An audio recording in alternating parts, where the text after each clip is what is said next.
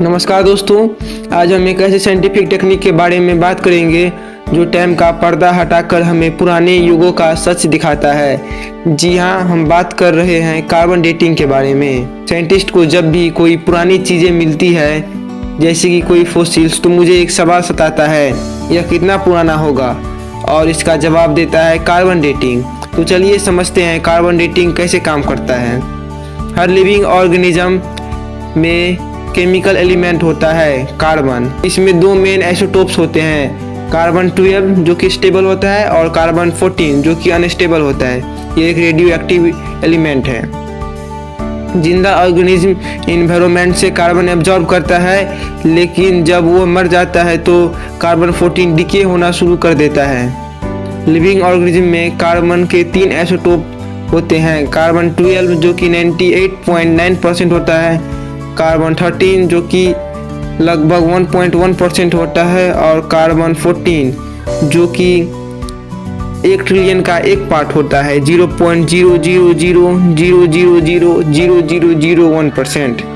यह परसेंटेज बहुत छोटी है, लेकिन रेडियो एक्टिविटी होता है और प्रिडिक्टेबल रेट पर डिके होता है।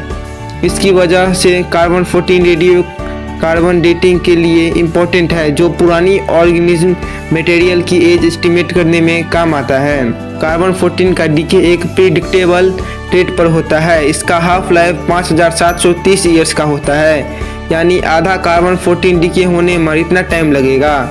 साइंटिस्ट ये मेजर करते हैं कि सैंपल में कितना कार्बन 14 बचा है, और उसका रेशियो कैलकुलेट कर उनका एज एस्टिमेट करते हैं।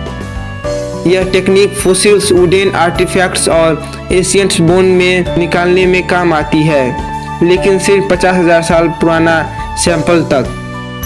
उससे पुराना सैंपल के लिए कार्बन 14 ऑलमोस्ट कम्प्लीटली डिके हो जाता है, इसीलिए हमें और मेथड यूज करने पड़ते हैं। कार्बन डेटिंग ने हिस्ट्री के कई सीक्रेट्स खोले हैं, जैसे हड़प्पन सिविलाइजेशन के रिलिक्स की एज या फिर एशियंट मम्मीज के बारे में वैल्यूएबल इंफॉर्मेशन। यह सिर्फ एक साइंटिफिक टूल नहीं, बल्कि हमारे पास्ट की कहानी जो समझने का एक पावरफुल मीडियम है। तो दोस्तों, कार्बन डेटिंग एक रेवोल्यूशनरी टेक्निक है जो हमें समझने में मदद करता है कि हमारा इतिहास कितना पुराना और गहरा है, और साइंस और हिस्ट्री मिलकर नए रहस्य खोलते हैं। तो ये थी कार्बन डेटिंग की कहानी, एक लिंक था साइंस और हिस्ट्री के बीच में।